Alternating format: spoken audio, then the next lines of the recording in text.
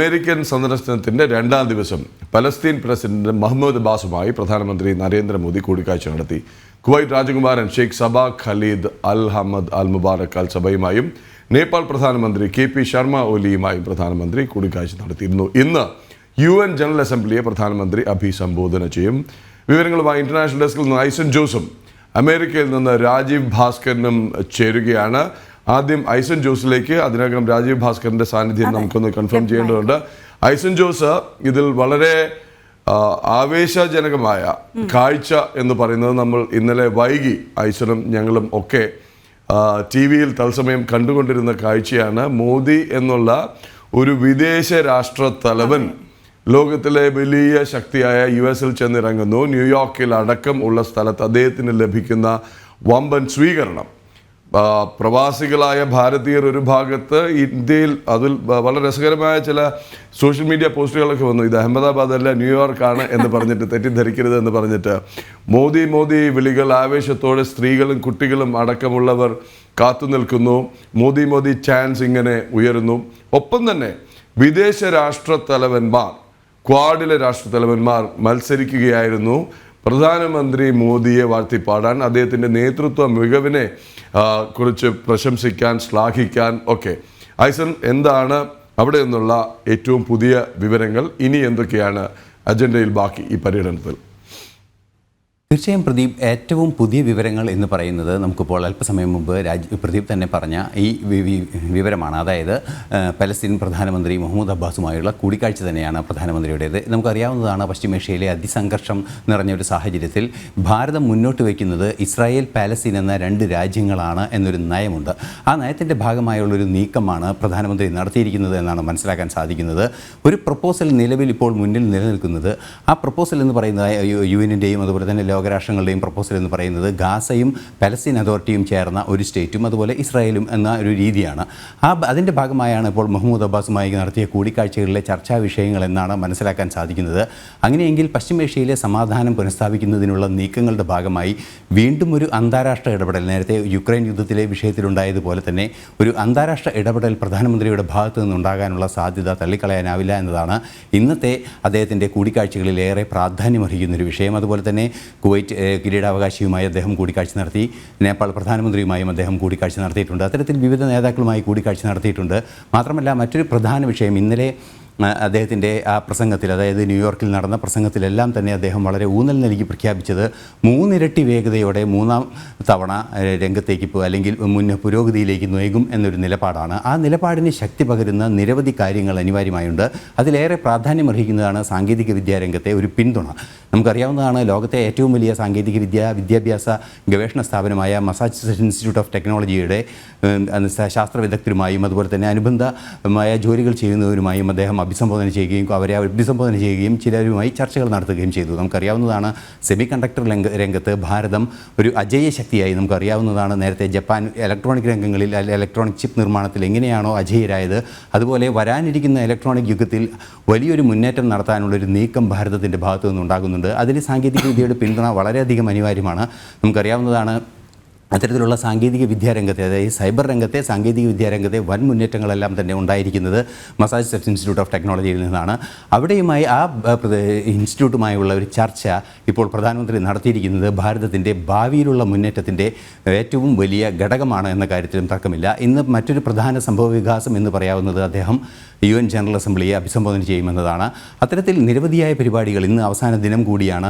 ഇന്നലെ ട്രംപ് ഉൾപ്പെടെയുള്ളവരുമായി അദ്ദേഹം കൂടിക്കാഴ്ച നടത്തിയിരുന്നു. അതുപോലെ തന്നെ ക്വാഡ് രാഷ്ട്രങ്ങളിലെ നേതാക്കളുമായി ഒറ്റയ്ക്കൊറ്റയ്ക്ക് കൂടിക്കാഴ്ച നടത്തുകയും ചെയ്തിരുന്നു. അതിലാണ് ഏറെ പ്രാധാന്യമർഹിക്കുന്ന ഭാരതത്തിൻ്റെ കടൽ രംഗത്തെ സുരക്ഷ ഉറപ്പാക്കുന്നതിന്, കടലിലെ, അതായത് ഇന്ത്യൻ മഹാസമുദ്രത്തിൽ ഉൾപ്പെടെ സുരക്ഷ ഉറപ്പാക്കുന്നതിനുള്ള നീക്കങ്ങൾ ഭാരതത്തിൻ്റെ ഭാഗത്തു നിന്നുണ്ടാകുന്നത് പ്രശംസനീയം, ലോകത്തിന് തന്നെ മാതൃക എന്ന രീതിയിലുള്ള ചില അഭിനന്ദനങ്ങളെല്ലാം തന്നെ പ്രധാനമന്ത്രിക്കും ഭാരതത്തിനും ലഭിച്ചത്. അത്തരത്തിലുള്ള ഈ രാജ്യത്തെ ഡീമിലിറ്ററൈസേഷൻ നടത്തുന്നതിനും, അല്ലെങ്കിൽ മിലിറ്ററി ഇല്ലാത്ത ഒരു രാജ്യം, മിലിറ്ററിയുടെ അതിശക്തമായ സാന്നിധ്യമില്ലാതെ ഇല്ലാതെ സമാധാനം നിലനിൽക്കുന്ന സമുദ്രവും കരയും എന്ന ഒരു ആശയത്തിലേക്ക് കാര്യങ്ങൾ കൊണ്ടുപോകുന്നതിന് ശക്തമായ പിന്തുണയുമായി ഭാരതം വേണ്ടി വരും, അല്ലെങ്കിൽ ഗ്ലോബൽ സൗത്ത് രാജ്യങ്ങളുടെ ശബ്ദമായി ഭാരതം വേണ്ടി വരും എന്ന ബോധ്യം അമേരിക്കയ്ക്കും അതുപോലെ തന്നെ ജപ്പാനും സ്വാഭാവികമായും ഓസ്ട്രേലിയയ്ക്കും ലോകരാഷ്ട്രങ്ങൾക്കെല്ലാം തന്നെയുണ്ട്. ക്വാഡ് രാഷ്ട്രങ്ങൾക്ക് പ്രത്യേകിച്ചും അതിൽ പ്രത്യേക താല്പര്യവുമുണ്ട്.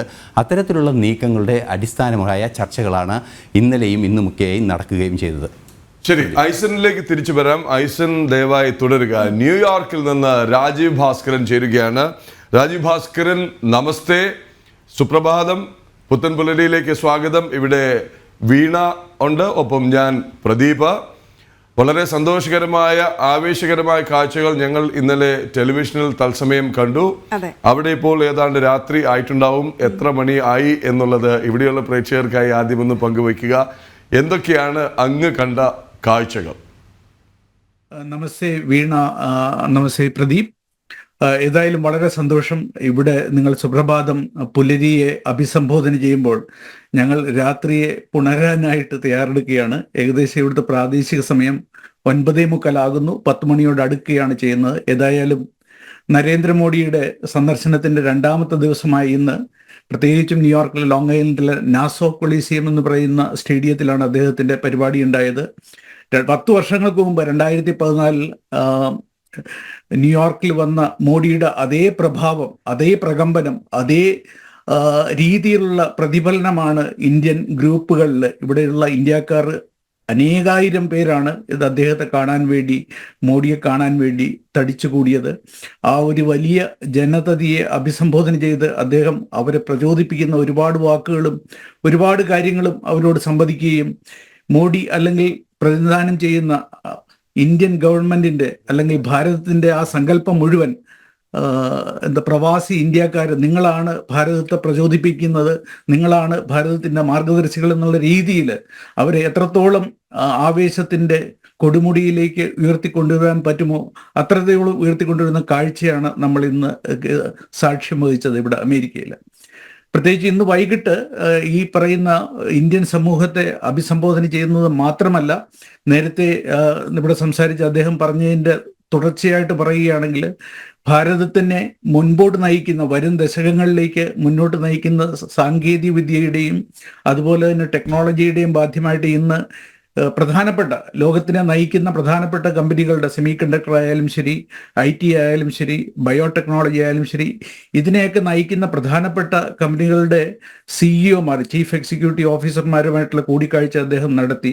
പ്രത്യേകിച്ച് നമ്മൾ എടുത്തു പറയേണ്ട പേരുകൾ എന്ന് പറയുന്ന അഡോബിയുടെ CEO ആയിട്ടുള്ള സന്തനു നാരായൺ, അതുപോലെ തന്നെ ഗൂഗിളിൻ്റെ CEO ആയിട്ടുള്ള സുന്ദർ പിച്ചായി, IBM-ന്റെ CEO അരവിന്ദ് കൃഷ്ണ, അതേപോലെ മൊഡേണ, നമ്മൾ ഓർക്കുന്നുണ്ടാവും മൊഡേണ വാക്സിൻ്റെ കുറിച്ച് കോവിഡിൻ്റെ സമയത്ത് മൊഡേണയുടെ CEO ബയോടെക്നോളജി രംഗത്ത് നൗബർ അഫേയനുമായിട്ട്.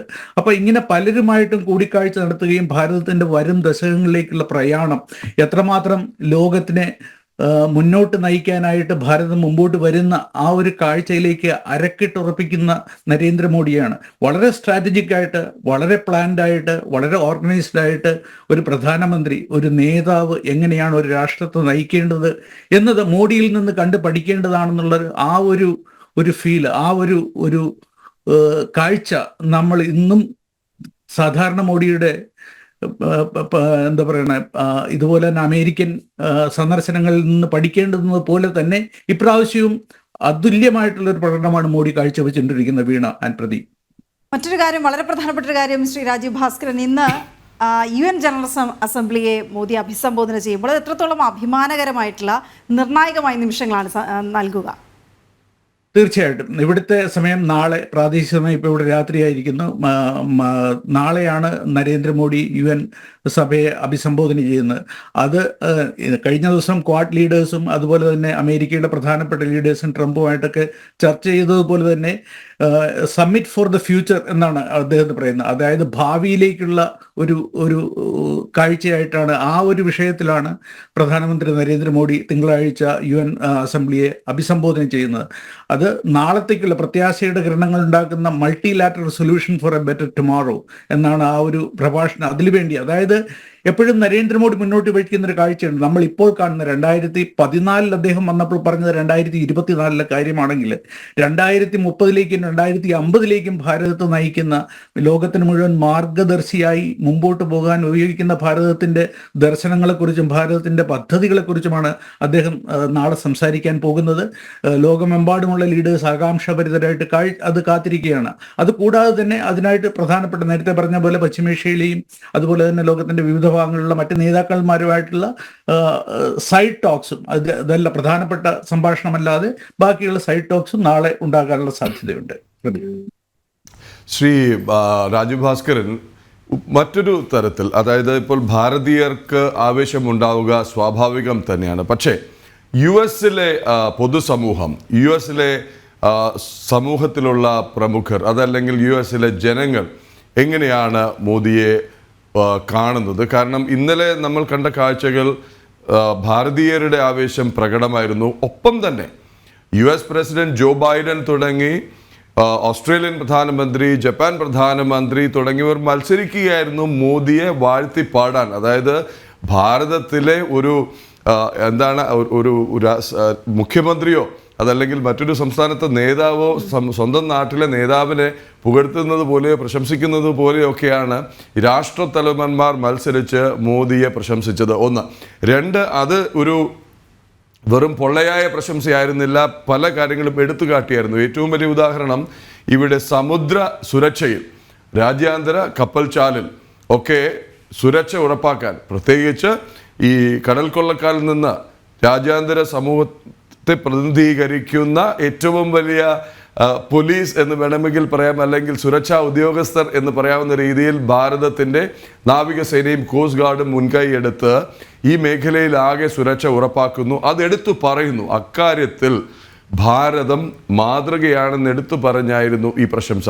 ഇത് US-ൽ ഉണ്ടാക്കിയിട്ടുള്ള ഒരു ഇമ്പാക്റ്റ് എന്താണ്? അത് അവിടെ പ്രതിഫലിക്കുന്നുണ്ടോ? തീർച്ചയായും പ്രദീപ്, അങ്ങ് പറഞ്ഞ അങ്ങയുടെ നിരീക്ഷണം വളരെ കൃത്യമാണ്.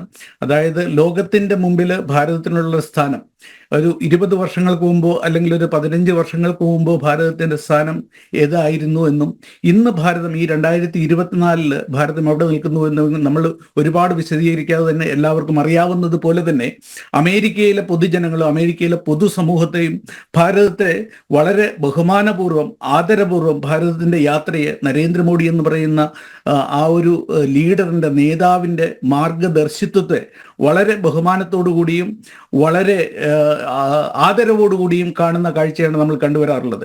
ദശകങ്ങളായിട്ട് ഇവിടെ താമസിക്കുന്ന അല്ലെങ്കിൽ പ്രവാസം ചെയ്യുന്ന ഞങ്ങളെപ്പോലുള്ള അമേരിക്കക്കാർക്ക് വളരെ പ്രത്യക്ഷമായിട്ട് ഒരു ഇന്ത്യക്കാരൻ എന്നുള്ള നിലയിൽ ഭാരതത്തിന്റെ സ്ഥാനം എങ്ങനെയാണോ ലോകത്തിലെ ഓരോ നിമിഷവും ഓരോ വർഷവും വർദ്ധിച്ചു വരുന്നത് എങ്ങനെയാണ്, അതേപോലെ തന്നെ ഇന്ത്യക്കാരെന്ന് പറയുന്ന പൊതുസമൂഹത്തിന് അല്ലെങ്കിൽ പീപ്പിൾ ഓഫ് ഇന്ത്യൻ ഒറിജിൻ എന്ന് പറയുന്ന ഇവിടെ താമസിക്കുന്ന ഇന്ത്യക്കാരുടെ അവരോടുള്ള ബഹുമാനവും പൊതുസമൂഹത്തിനുള്ള ബഹുമാനവും കൂടി വരുന്നത് നമുക്ക് വളരെ നമുക്ക് വളരെ പ്രത്യക്ഷത്തിൽ നമുക്ക് അനുഭവപ്പെടാവുന്ന ഒരു കാര്യമാണ്. രണ്ടാമത് അങ്ങ് പറഞ്ഞ ഒരു കാര്യം എന്ന് പറയുന്നത്, നരേന്ദ്രമോദി എന്ന് പറയുന്ന ഒരു നേതാവ് ഒരു രാജ്യത്തെ എങ്ങനെയാണോ പുരോഗതിയിലേക്ക് നയിക്കുന്നത്, എങ്ങനെയാണോ വളരെ ദീർഘദർശിത്വത്തോടെ മുമ്പോട്ട് പോകുന്നത്, അത് അദ്ദേഹത്തിൽ നിന്ന് കണ്ടു പഠിക്കേണ്ടതാണെന്ന് എല്ലാവരും ഒരേ രീതിയിൽ തന്നെ, അത് അമേരിക്കയുടെ പ്രസിഡന്റ് ആവട്ടെ, ജപ്പാന്റെ ആവട്ടെ, അതുപോലെ തന്നെ വിരുദ്ധ ചേരികളിൽ നിൽക്കുന്ന റഷ്യയുടെ ആവട്ടെ, ഉക്രൈൻ്റെ ആവട്ടെ, അല്ലെങ്കിൽ അറബ് രാജ്യങ്ങളുടെ UAE പ്രസിഡന്റ് ആവട്ടെ, ലോകമെമ്പാടുമുള്ള നേതാക്കന്മാരെല്ലാവരും തന്നെ ഈ ഒരു അഭിപ്രായത്തിലുള്ള ഒരേ രീതിയിൽ തന്നെ പ്രതികരിക്കുകയും ഒരേ രീതിയിൽ തന്നെ പ്രതികരണം ചെയ്യുന്നവരുമാണ് എന്നുള്ള കാര്യം നമ്മൾ മറച്ചു വെച്ചുകൂടാ. മൂന്നാമത്തെ കാര്യം എന്ന് പറയുന്നത്, പ്രത്യേകിച്ചും നമ്മുടെ അറബിക്കടലിലെയും അല്ലെങ്കിൽ മധ്യധരണ്യാഴിയുടെ മെഡിറ്ററേനിയൻ സീയിലുമുള്ള ആഫ്രിക്കൻ കടൽക്കൊള്ളക്കാരിൽ നിന്നൊക്കെ ആ ഒരു പാത, ലോകത്തിന്റെ ഏകദേശം 30 മുതൽ 40% ചരക്ക് പാത നീണ്ടുപോകുന്നത് നമുക്കറിയാം, ആ ഒരു ഭാഗത്തുകൂടെയാണ്. അവിടെ എങ്ങനെയാണോ സമാധാനം ഉറപ്പുവരുത്താൻ ഇന്ത്യൻ നാവികസേന കഴിഞ്ഞ കുറേ മാസങ്ങളായിട്ടോ കുറേ വർഷങ്ങളായിട്ടോ പ്രയത്നിക്കുന്നത്, അതിൻ്റെ പ്രതിഫലനവും നമുക്ക് കാണാവുന്നതാണ്. ആ ഒരു കാര്യം വളരെ ശ്ലാഘനീയമാണ് എന്ന് അത് ആവർത്തിച്ച് ലോകം പറയുന്ന സ്ഥിതിയും നമ്മൾ കാണുകയാണ്. പ്രതി ശ്രീ രാജീവ് ഭാസ്കരൻ, തുടരുമ്പോൾ 2 കാര്യങ്ങൾ. ഒന്ന്, ഈ ജനറൽ അസംബ്ലിയിലെ മോദിജിയുടെ സാന്നിധ്യം വളരെ പ്രധാനപ്പെട്ടതാണ്, പ്രസക്തമാണ്. കാരണം സെക്യൂരിറ്റി കൗൺസിലിൽ സ്ഥിരാംഗത്വത്തിൽ പിന്തുണ പ്രഖ്യാപിച്ചിരിക്കുകയാണ് ജോ ബൈഡൻ. ഇത് കുറേ നാളുകളായി നമ്മളെ ഇങ്ങനെ ഒരു ക്യാരറ്റ് കാണിക്കുന്നത് പോലെ കാണിച്ച് പറ്റിക്കുന്നൊരു സംഗതിയാണെങ്കിൽ പോലും ഇപ്പോൾ സാധ്യത വർദ്ധിച്ചിട്ടുണ്ടോ? എന്താണ് പൊതുവെ അവിടെ ഉണ്ടാകുന്ന ഒരു ഫീൽ എന്താണ് ലഭിക്കുന്നത്? തീർച്ചയായിട്ടും സെക്യൂരിറ്റി കൗൺസിലിൽ ഇന്ത്യയുടെ സ്ഥിരാംഗത്വത്തെക്കുറിച്ച് നമ്മൾ UN ജനറൽ അസംബ്ലിയിൽ നമ്മൾ സംസാരിക്കുമ്പോൾ പ്രത്യേകിച്ചും നമ്മുടെ ഭാഗത്ത് ഭാരതത്തിൻ്റെ ഒരേ ഒരു വെല്ലുവിളി എന്ന് പറയുന്നത് ചൈനയുടെ പ്രതികരണം മാത്രമായിരിക്കും എന്നുള്ള കാര്യത്തിൽ യാതൊരു സംശയവും നമുക്ക് ഇപ്പോൾ വേണ്ടതില്ല. അമേരിക്കയുടെ ഭാഗത്തു നിന്നും അതുപോലെ തന്നെ ബ്രിട്ടന്റെ ഭാഗത്തു നിന്നും ബാക്കിയുള്ള രാജ്യങ്ങളുടെ ഭാഗത്തു നിന്നും പൂർണ്ണമായിട്ടുള്ള പിന്തുണ ഇന്ത്യക്ക് സെക്യൂരിറ്റി കൗൺസിലിൽ സ്ഥിരാംഗത്വം കിട്ടുവാൻ വേണ്ടി ലഭിക്കാനുള്ള സാധ്യത ഒരേപോലെ തന്നെയാണ്. ഇപ്പോൾ അടുത്ത വരുന്ന 2024 തെരഞ്ഞെടുപ്പിൽ കമലാ ഹാരിസ് ആവട്ടെ അതല്ലെങ്കിൽ ഡൊണാൾഡ് ട്രംപ് ആവട്ടെ ആര് വന്നാലും ശരി, ഇന്ത്യയുടെ സ്ഥിരാംഗത്വത്തിന് വേണ്ടി അമേരിക്കയുടെ സൈഡിൽ നിന്നും അമേരിക്കയുടെ ഭാഗത്തു നിന്നും അമേരിക്കയുടെ പൊതുസമൂഹത്തിൽ നിന്നും ഒരു എതിർപ്പും ഉണ്ടാകാനുള്ള സാധ്യത നിരീക്ഷകർ കാണുന്നില്ല. ഒരേ ഒരു കുഴപ്പം അല്ലെങ്കിൽ ഒരേ ഒരു വെല്ലുവിളി എന്ന് നമ്മൾ പറയുന്നത് ചൈനയുടെ ഭാഗത്തുനിന്ന് മാത്രമായിരിക്കാനാണ് സാധ്യത. അത് മാത്രമേ ഉള്ളൂ ആ ഒരു വിഷയത്തിൽ നമുക്ക് പറയാനുള്ളത്. ഇനി തെരഞ്ഞെടുപ്പിലേക്കല്ലേ വീണ? അതുകൂടി സ്വാഭാവികമായിട്ടും നമുക്ക് ലഭിക്കുന്നത് second hand third hand information. അതല്ലെന്നുണ്ടെങ്കിൽ ചില ട്വീറ്റുകൾ. അവിടെ തന്നെ മാധ്യമങ്ങൾ രണ്ട് പക്ഷത്തായിട്ടാണ് ചുവടുറപ്പിച്ചിരിക്കുന്നത്. തുടക്കത്തിൽ ഡൊണാൾഡ് ട്രംപിന് ഒരു വലിയ മുൻകൈ ഉണ്ടായിരുന്നു എന്ന് പറയുന്നു. അതിനുശേഷം ജോ ബൈഡൻ മാറി കമലാ ഹാരിസ് രംഗപ്രവേശം ചെയ്തതോടെ അത് നെക്ക് ടു നെക്ക് എന്ന് പറയുന്ന വിധം ഒപ്പത്തിനൊപ്പമുള്ള ഒരു പോരാട്ടമായി എന്ന് പറയുന്നു. ഏറ്റവും പുതിയ ട്രെൻഡുകൾ എന്താണ്? വിജയ സാധ്യത ആർക്കാണ്? ഇനി ഇത് മാറി മറിയാനുള്ള ഏതെങ്കിലും സാധ്യതകൾ, ഘടകങ്ങൾ അതുകൂടി ഒന്ന് പറഞ്ഞിരുന്നുവെങ്കിൽ നന്നായി പ്രേക്ഷകർക്കായിട്ട്. തീർച്ചയായിട്ടും അങ്ങയുടെ നിരീക്ഷണം വളരെ ശരിയാണ്.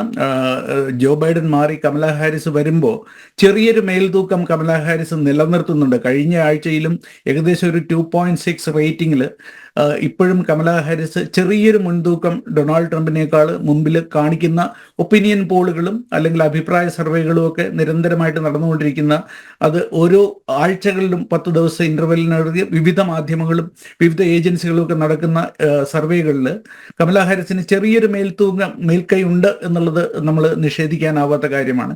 എന്നിരുന്നാൽ തന്നെയും ഇത് വളരെയധികം അമേരിക്കൻ പ്രസിഡന്റ് തെരഞ്ഞെടുപ്പ് നവംബറിലേക്ക് നമ്മൾ വരുമ്പോൾ ഇനി ഏകദേശം നമുക്കൊരു 30, 35, 40 ദിവസത്തോളം നമുക്ക് ബാക്കിയുണ്ട് ഇലക്ഷനിലേക്ക് വരാനായിട്ട്. ആ ഒരു സമയത്ത് ഈ പറയുന്ന മുൻകൈയൊക്കെ എത്രത്തോളം സാങ്കത്യത്തോടു കൂടിയുള്ളതായിരിക്കും എന്നുള്ളത് നമുക്കിപ്പോൾ തീർച്ചയായിട്ടും പറയാൻ പറ്റില്ല. ഏതായാലും ഒരു കാര്യം ഉറപ്പാണ്, 6-7 സ്വിംഗ് സ്റ്റേറ്റുകൾ എന്ന് പറയുന്ന നമ്മൾ പറയുന്നത് മാറി മറിയുന്ന സംസ്ഥാനങ്ങളിൽ അമേരിക്കൻ പ്രസിഡന്റിന്റെ ബാലറ്റിന്റെ ഇലക്ഷന്റെ ആ ഒരു സ്ട്രക്ചറും പാറ്റേണും നമുക്ക് അറിയാം. ഈ സ്വിംഗ് സ്റ്റേറ്റിന്റെ ഏത് സൈഡിലേക്ക് മാറി മറിയുന്നു എന്ന് പ്രവചിക്കാനാവാത്ത ചില സംസ്ഥാനങ്ങളുണ്ട്. Georgia, Nevada, Wisconsin, Arizona, Michigan, Pennsylvania തുടങ്ങിയ 6-7 സംസ്ഥാനങ്ങളുടെ വോട്ടുകൾ ആർക്കാണോ, റിപ്പബ്ലിക്കൻ ആണോ അല്ലെങ്കിൽ ഡെമോക്രാറ്റിനാണോ കിട്ടുന്നതെന്നനുസരിച്ചായിരിക്കും അവസാന ഫലത്തെ തീർച്ചയായിട്ടും. ബാക്കിയുള്ളതൊക്കെ ഏകദേശം നമുക്ക് പ്രവചിക്കാനാവുന്നതും രാഷ്ട്രീയ നിരീക്ഷകർക്ക് ഏകദേശം മനസ്സിലാക്കാൻ പറ്റുന്ന ട്രെൻഡിങ് പാറ്റേൺ ആണ്. ഈ 5-6 സംസ്ഥാനങ്ങൾ, നേരത്തെ പറഞ്ഞ ഈ സംസ്ഥാനങ്ങളിൽ ആർക്കാണോ മുൻതൂക്കം നേടാൻ പറ്റുക, ഇതിനെ ഫോക്കസ് ചെയ്തായിരിക്കും ഇനി അടുത്ത ഒരു ഏകദേശം 6-7-8 ആഴ്ചകളിലുള്ള ഈ 2 സ്ഥാനാർത്ഥികളുടെയും പ്രവർത്തനം. അപ്പോൾ ഈ സംസ്ഥാനങ്ങൾ ആര് പിടിക്കുന്നു, ഇവിടെ ആർക്കാണോ മുൻതൂക്കം കിട്ടുന്നത്, അതനുസരിച്ചായിരിക്കും തീർച്ചയായും അടുത്ത 4 വർഷം അമേരിക്ക ഏത് പാർട്ടിയാണോ ഏത് നേതാവാണ് ഭരിക്കുന്നതെന്ന് തീരുമാനിക്കുന്നത്. വളരെയധികം സന്തോഷം. എന്തായാലും ഉറ്റുനോക്കിയാണ് പ്രേക്ഷകരുടെയും സജീവമായ പ്രതികരണങ്ങൾ വന്നുകൊണ്ടേ ഇരിക്കുകയാണ്. ഇതുപോലെ തന്നെ ജനറൽ അസംബ്ലിയിലെ അല്ലെ പ്രധാനമന്ത്രി സംസാരിക്കുമ്പോൾ അത് ജനം TV സംപ്രേഷണം ചെയ്യില്ലേ എന്ന് ചോദിക്കുന്നുണ്ട്. ഉറപ്പായി സംപ്രേഷണം ചെയ്യും.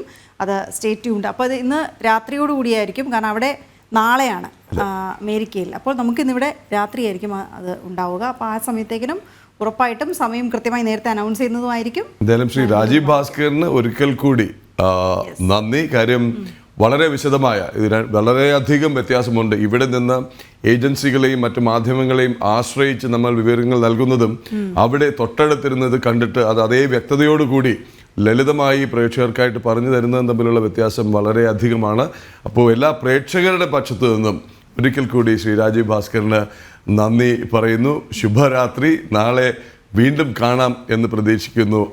അങ്ങയുടെ നാളെ രാവിലെ. അതെ.